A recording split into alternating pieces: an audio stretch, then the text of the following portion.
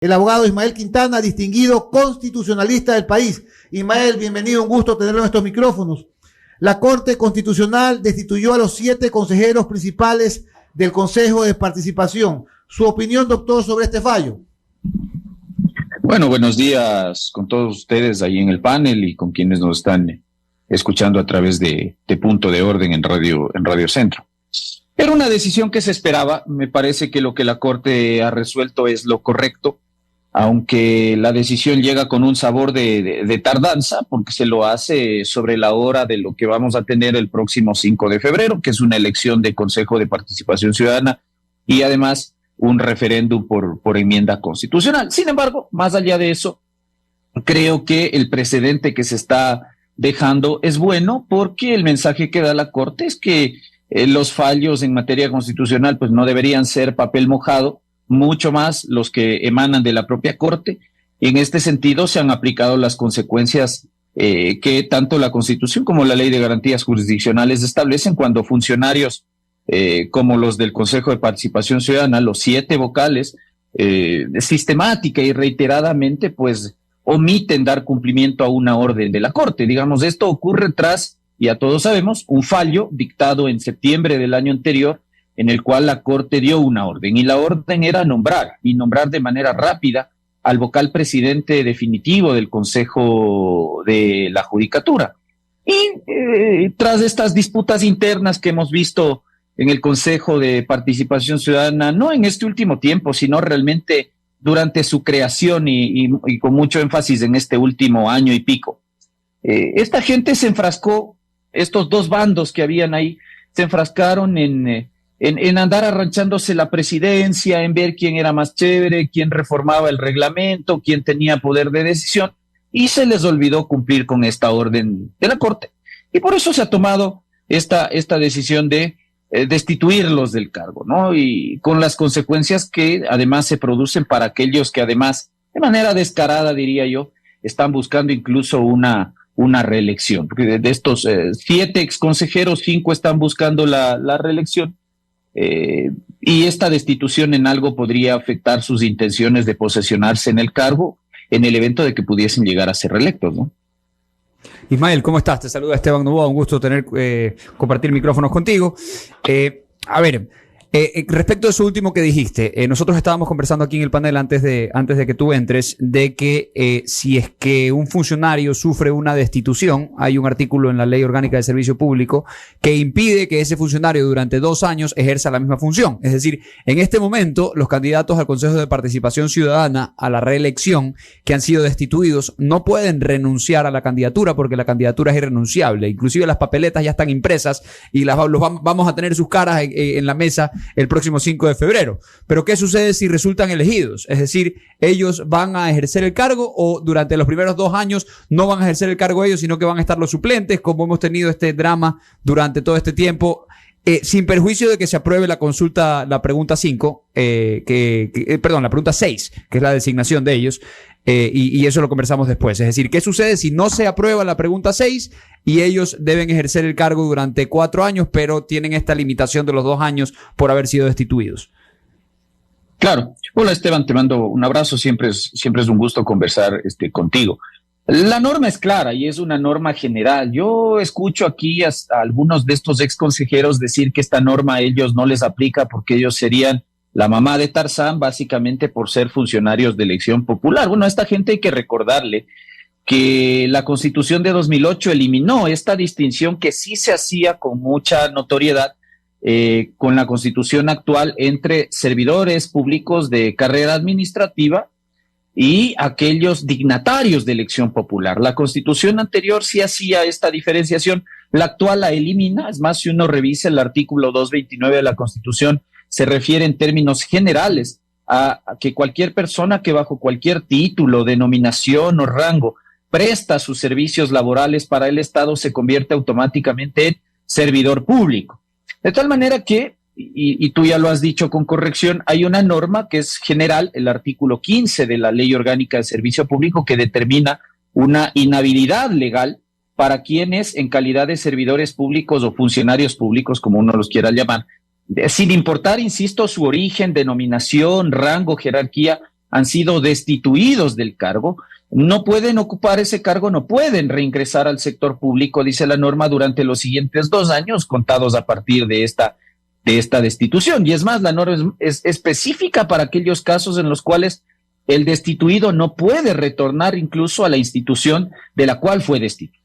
Entonces, esto genera, tras el auto de la Corte Constitucional, ciertas consecuencias jurídicas que no van a beneficiar a estos 5 exconsejeros que eventualmente pudiesen ser reelectos. Es cierto, no han perdido sus derechos políticos, por lo tanto ellos pueden seguir participando en el proceso electoral en calidad de candidatos, incluso podrían llegar a obtener votación suficiente como para ser reelectos, pero lo que no van a poder es tomar posesión del cargo, ¿no es cierto? Entonces, porque, claro, cuando una persona obtiene un cargo por voto popular, debe recibir una credencial del Consejo Electoral y además, en este caso específico, ser posesionada ante la Asamblea Nacional. Digamos que tras el anuncio de resultados, si es que esta gente llegase a tener votación suficiente para ser reelecta, el CNE no podría bajo ningún concepto entregar credencial a cualquiera de estos 5 exconsejeros, y por lo tanto la Asamblea Nacional, al haber un impedimento legal, una inhabilidad legal realmente para reingreso al sector público, que seguramente ya la debe tener registrada incluso el Ministerio del Trabajo, la Asamblea se vería impedida de tomar posesión. Ya vendrán, yo no dudo que Rosero, Estupiñán, Dávalos y toda esta gente, ya vendrá el tema de las acciones de protección o las medidas cautelares, porque eso es el pan nuestro de todos los días en aquellos casos en los cuales esta gente quiere aferrarse con uñas y dientes a un sueldo público. Lo cierto es que hay una norma y esa norma debería ser cumplida en el sentido de que esta gente no podría bajo ningún caso ser posesionada en el ejercicio del cargo. Al menos el juez de la Concordia ya fue destituido, o sea que esa jurisdicción está descartada por ahora. Tendrían que ir a Manglar Alto, pero siempre o a tendrás Yaguachi. Manglar Alto, siempre tendrás Totalmente. Babahoyo, siempre tendrás el Puyo. Totalmente. Si no, pregúntale a Yori. Es que hay Yunda, legitimación, cualquier Murillo. persona puede demandar por otra en este país, lo cual es increíble. Ahora, te iba a preguntar respecto de esta facultad o potestad omnímoda que tiene la Corte Constitucional, que es efectivamente destituir a los funcionarios que no acaten sentencias de garantías jurisdiccionales o sentencias de derechos constitucionales en acciones de protección, etcétera. ¿Hasta qué punto esa facultad le permitiría a la Corte Constitucional destituir, por ejemplo, imaginémonos, a los asambleístas que no acatan, o al presidente de la República que hace un par de semanas no quiso acatar, me parece, una decisión de un juez también de este tipo de lugares en donde se disponía trasladar a un reo muy peligroso de un lugar a otro? ¿Hasta qué punto la Corte Constitucional puede destituir? Porque ya acabamos de ver que acaba de destituir y descabezar a una función del Estado, que es la función de participación y control social. ¿Qué sucede, por ejemplo, con el presidente y la Asamblea Nacional? A ver, las facultades de la Corte, lo que pasa es que la gente después de algunos años de vigencia de la Constitución se está empezando a dar cuenta del poder que la Constitución le entrega a la Corte Constitucional. Esto es algo que muchos hemos venido comentando hace rato. Si aquí es mejor ser o contralor o miembro de la Corte Constitucional, porque puedes destituir a cualquier persona, a cualquier funcionario de cualquier jerarquía. Más poder tiene la Corte que el presidente, más poder tiene la Corte que un contralor e incluso que un legislador. Es decir, el artículo 436, número 9 de la Constitución es lo suficientemente amplio, y además esto está ya desarrollado en la jurisprudencia de la Corte, como para entregarle una atribución importante, que es la de destituir a cualquier funcionario público que se le ocurra intentar no dar cumplimiento a una sentencia constitucional. Ahora, el procedimiento es el que va a diferir, es decir, la Corte pudiese llegar a tomar esa decisión por la vía que hemos visto en estos días respecto del famoso Consejo de Participación Ciudadana, es decir, por la vía de este proceso de verificación del cumplimiento de sus propias sentencias y dictámenes, o también a través de estos procedimientos que se llaman acciones de incumplimiento de sentencia, que tardan bastantes años a tramitarse en la Corte, entre 3 y 5 años. Pero que te interrumpa, Ismael, esta verificación del cumplimiento de las sentencias es de oficio, es decir, nadie le pidió a la Corte, no es a instancia de parte, sino ellos dicen, voy a verificar si cumplió. Puede ser de oficio, pero también puede ser a pedido de cualquiera de las partes o personas que se sientan perjudicadas por el incumplimiento de una sentencia, auto o dictamen emitido por la Corte Constitucional. Lo que pasa es que ha sido la Corte la que, a través de este reglamento de sustanciación de procesos, que es una norma que la propia Corte dictó para, en algo, si uno quiere reglamentar lo que se establece en la Ley de Garantías Jurisdiccionales, se fue ampliando cada vez más esta facultad, que no la tenía sino desde 2016, 2017, en que se reformó este reglamento y se creó este proceso de verificación del cumplimiento de sentencias que antes no había. Es decir, la única manera para llegar a sancionar el incumplimiento de una sentencia constitucional hasta antes de esto era la acción de incumplimiento de sentencia, pero la Corte se ideó este mecanismo, como acá nos gusta copiar mucho lo de otros lados, copiando básicamente uno de los mecanismos que tiene la Corte Interamericana de Derechos Humanos para efectos de sancionar el incumplimiento de sus propias decisiones. Entonces nos gustó eso, lo metimos por la vía del reglamento en vez de reformar la ley, y ahora tenemos esta facultad. Pero sin duda alguna esto no nace de un reglamento, sino, insisto, de una norma constitucional que le da esta atribución lo suficientemente amplia a la Corte como para, si es que fuese el caso, destituir desde un presidente de la República hasta un conserje de cualquier institución pública que no cumpla con una sentencia constitucional. Ismael, ¿cómo estás? Buenos días, Andrés Ortiz te saluda. Yo el otro día escribía en mi cuenta de Twitter un tuit en el que yo respetuosamente me atrevía no a discrepar con el fondo del asunto, porque ciertamente no lo que está en la Constitución, en la ley, no es cuestión de debatirlo, porque la facultad de destitución la tiene la Corte Constitucional. Sin embargo, a mí particularmente me llamó la atención que en el párrafo 230, que para mí es el párrafo más importante de la sentencia, en donde solamente en 11 líneas dice: lo que yo hago no se opone a lo que la Asamblea Nacional pueda hacer en caso de juicios políticos. Así que no se pongan bravos, porque yo soy aquí la mamá de Tarzán, y así que yo sí puedo hacer y lo que ustedes también pueden hacer. Y realmente eso es un debate, incluso en la UES, en la Universidad de Espíritu Santo. Aquí hubo una tesis hace poco de un maestrante justamente que tocaba este tema, de su preocupación de este amplio poder que se le ha otorgado a la Corte Constitucional. ¿Y qué pasa mañana cuando ese poder lo tenga una corte cervecera, una corte como la de Correa, ¿no? Entonces, claro, ahorita hay personas dignas, honorables, valiosísimas, de un talento jurídico impresionante. Entonces, yo realmente aquí estoy en esta discusión que hay entre los neoconstitucionalistas, los neopositivistas, ¿no? En donde, hasta dónde llegan, cómo puede ser que 9 personas estén por encima del primer poder del Estado, de la Asamblea Nacional. Es decir, de cuándo acá 9 personas que no son elegidas por el voto popular pueden estar por encima de 140 personas que son elegidas por nosotros y que pueden, a través de un juicio político, destituir a un funcionario público o a un dignatario de elección popular. ¿A ti no te hace ruido esa aparente contradicción que habría entre esa norma constitucional que permite destituir a funcionarios públicos a través de un procedimiento que se llama juicio político, y esta antinomia de que la propia Corte sí también los puede destituir? Es decir, ¿hasta qué punto podemos llegar en un país en que 9 personas están por encima del primer poder del Estado? Claro, lo que tú planteas es esta famosa objeción contramayoritaria que se conoce, ¿no es cierto?, de que cómo puede ser posible que 9 individuos que no tienen origen en la votación popular pudiesen, y esto se discute incluso no solamente con un tema tan invasivo y delicado como es la posibilidad de destituir funcionarios públicos de cualquier jerarquía, sino también, por ejemplo, cuando la Corte declara la inconstitucionalidad de una ley. Entonces, claro, la doctrina ha planteado esta idea de que cuán legítimo es que una Corte, un tribunal constitucional intervenga en este sentido. Es una discusión importante de carácter doctrinario, pero que finalmente en el caso de Ecuador está zanjada porque la normatividad establece claramente unas atribuciones que son muy fuertes. Es decir, yo por eso digo, lo que pasa es que la gente apenas se está enterando del poder que tiene la Corte Constitucional. Yo particularmente no soy muy amigo de entregarle demasiado poder a un órgano jurisdiccional, no por el tema de que no tenga origen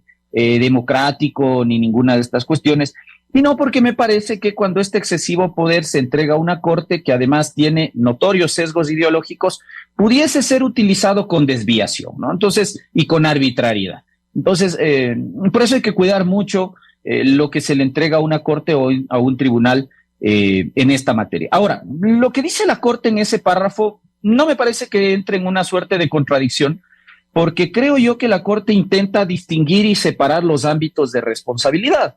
Tal vez no lo explica con mucho detenimiento, pero lo que la Corte dice es, a ver, una cosa es lo que haya hecho la Asamblea Nacional en ejercicio de su potestad fiscalizadora, censurando y destituyendo a parte de los miembros del Consejo de Participación Ciudadana por una causal que está además establecida en la Constitución, que es incumplimiento de funciones constitucionales y legales. Y otra cosa es que sobre estas mismas personas recaiga una sanción por destitución por el incumplimiento de una sentencia que ha dictado la propia Corte Constitucional, con todas las consecuencias que aquello acarrea. Entonces, me parece que la Corte trata de separar las dos cuestiones precisamente porque ya sabíamos que este dictamen o realmente este auto de verificación iba a ser utilizado políticamente dependiendo del lado del que se encuentra el individuo. Entonces usted ve que hay varios legisladores que han dicho que el auto de verificación de la Corte confirma la decisión de la legislatura, lo cual no es correcto, porque son dos ámbitos de responsabilidad totalmente diferentes, el de la responsabilidad política y en este caso el de una especie de, si usted quiere, responsabilidad constitucional, respecto de dos temas que, si bien nacen del mismo órgano, son totalmente distintos. Es decir, las acusaciones constitucionales que se presentaron en la legislatura eran por otros temas que no tienen nada que ver con la destitución que se ha dado por no haber nombrado al vocal presidente definitivo del Consejo de la Judicatura. Sin duda alguna, desde el punto de vista académico, doctrinario, es una discusión interesante, pero que me parece que en Ecuador ya ha sido superada básicamente por el desarrollo normativo y jurisprudencial que hemos tenido. Lo peligroso está en que esta facultad se ejerza arbitrariamente, es decir, que en algunos casos obremos de esta manera tan rigurosa, lo cual yo aplaudo y felicito a la Corte, pero que en otros casos nos hagamos los de la vista gorda, porque por si acaso sentencias constitucionales incumplidas hay todos los días por parte de funcionarios de la más variada jerarquía, es decir, quienes litigamos sabemos primero lo complejo que es exacto, sabemos lo complejo que es, por ejemplo, ganar una acción de protección, ganar una medida cautelar, pero luego viene la segunda parte de la película, que es que esa decisión favorable se ejecute o se cumpla.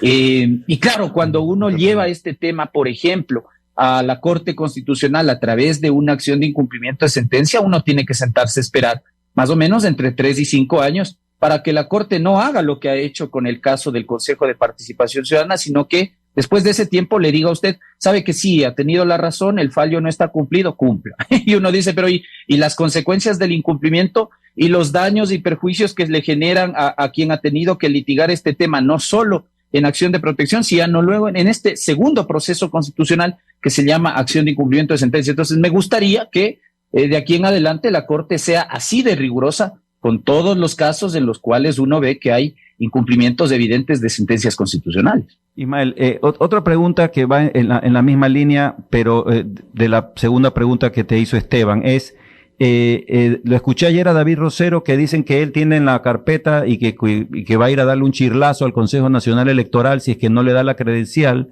porque ya hay, dice, precedente jurisprudencial de la misma Corte Constitucional en el caso de la prefecta Sosa, que la prefecta Sosa fue destituida en Esmeraldas, pero que la señora se postuló, ganó y el Consejo Nacional Electoral le dio la credencial. No recuerdo los tiempos, yo no sé si es que pasaron 2 años desde que de la Corte Constitucional la destituyó y ella se pudo volver a postular. ¿Conoces algo de ese tema? Porque él está confiado de que con ese precedente el Consejo Nacional Electoral está obligada a darle la credencial y la Asamblea a posesionarlo si él gana.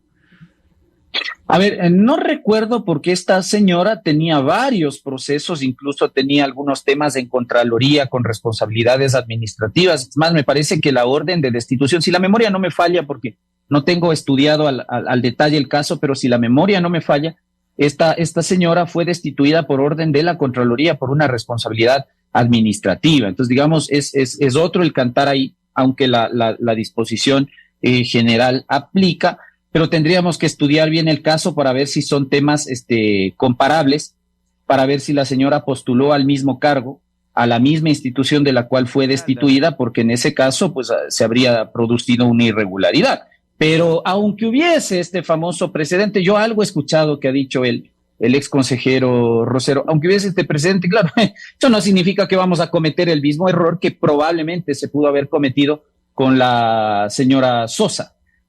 Aquí hay una norma y esa norma, insisto, se tiene que cumplir. Entonces, de tal manera que el Consejo Electoral no tendría obligación legal de entregar una credencial a alguien que además realmente no sé si les dé para ser reelectos, ¿no? El trabajo de este Consejo de Participación Ciudadana, y por esa razón la consulta popular en esto sí es fundamental, ha sido pobre. Es decir, en 4 años, francamente, estamos frente a gente que hoy está golpeando las puertas del electorado para buscar una reelección cuando no te han nombrado contralor, no te han podido nombrar defensor del pueblo, defensor público, renovar parcialmente la función electoral, es decir, CNE y Tribunal Contencioso Electoral. No te han podido nombrar superintendentes, no te han podido nombrar presidente del Consejo de la Judicatura. Entonces, honestamente, va a ser bien complejo que tengan asegurada una reelección en esas condiciones, pero si llegase a ocurrir, yo insisto, entraremos ya en esta discusión respecto a si aplica o no aplica el artículo 15 de la Ley Orgánica del Servicio Público. Sin embargo, yo insisto, aquí hay 2 órganos o 3 órganos que tendrán que darnos una respuesta. Primero, el Ministerio del Trabajo registrando la inhabilidad. En segundo lugar, el Consejo Electoral cerciorándose de que antes de entregar credenciales, los virtuales ganadores cumplan requisitos, no incurran en inhabilidades y no incurran en prohibiciones, porque hay inhabilidades que se presentan, en este caso, de modo superviniente a la calificación de la candidatura y que se tuviesen que aplicar de modo previo a la posesión del cargo. Y número 3, la legislatura, que no tendría ninguna obligación de posesionar a quien no cumple con las condiciones normativas para desempeñar el cargo. De tal manera que incluso aunque se posesionara, pues después debería entrar Contraloría y el propio Ministerio del Trabajo para disponer la nueva destitución a alguien que ha sido indebidamente posesionado. Es decir, va a ser muy complicado que esta gente acceda al cargo, por más que invoquen un precedente que, insisto, no queda claro porque no operó de la misma manera que ha operado la destitución de Rosero y compañía. Lo de Sosa era un tema, insisto, tendríamos que revisarlo bien realmente, pero me parece que era por una responsabilidad administrativa de Contraloría General del Estado. Se nos acaba el tiempo, Ismael. Rosero insiste que es un fallo de la Corte Constitucional. Yo también me comprometo a revisarlo para seguro que sí. En otra ocasión. Solamente una pregunta muy rápida. La Corte se reserva el hecho de seguir haciendo el seguimiento, porque no es que este seguimiento se ha acabado, lo va a continuar. Pero aquí viene, me parece que la Corte también dice que ya la Asamblea haga su trabajo y posesione a los vocales suplentes y ya de Consejo de Participación, y ya tenemos información que como no tiene la mayoría de la Asamblea a los personajes que hubiese querido tener, y que además parte de esos personajes no les interesa posesionarse. Aquí viene la pregunta: ¿qué pasa si la Asamblea no posesiona? Porque ahorita no hay nadie en ese consejo, necesitan mínimo 4 votos para poder tener una votación, y parece que no van a haber suplentes, o sea que hasta mayo ese consejo no va a actuar.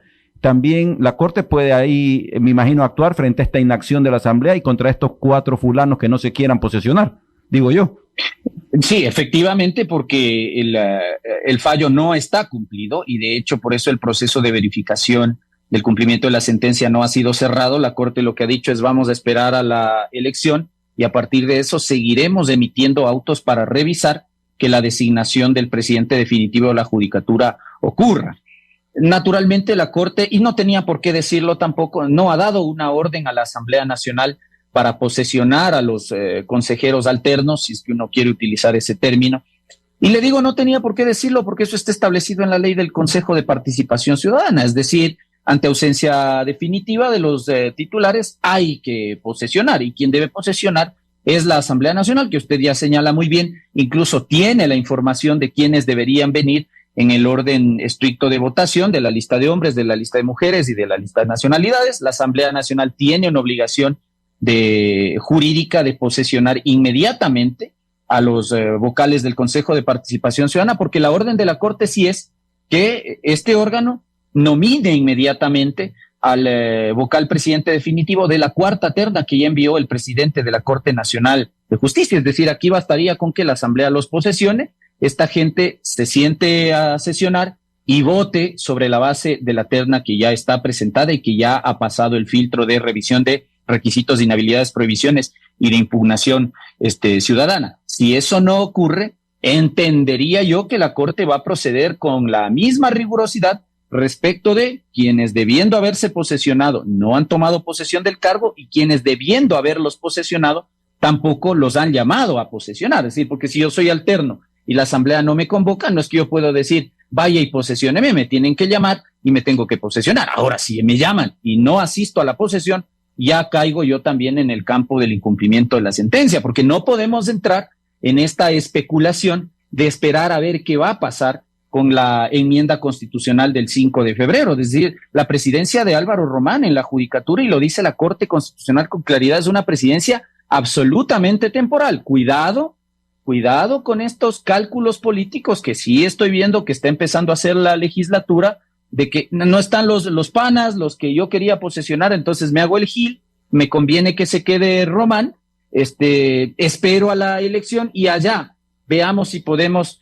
tener capturados al menos 4 votos de los que van a venir a partir del 14 de mayo de 2023 al Consejo de Participación Ciudadana. La orden es cumplirlo ahora, y en esto la Asamblea juega un rol preponderante porque es la que abre paso a que se conforme regularmente, nuevamente además, el CPCCS, para que en estos días pudiese, incluso antes de la consulta popular, designar al nuevo presidente del Consejo de la Judicatura, ¿no? Entonces, veremos si la Corte sigue obrando con la misma rigurosidad, porque en este caso yo comparto tu criterio. Creo que si la Asamblea no llama a posesionar, la Asamblea entra en el campo del incumplimiento de una sentencia. Muchísimas gracias. El punto de vista expuesto en Radio Centro del doctor Ismael Quintana. Buen día, doctor. Un abrazo para ustedes. Buenos días.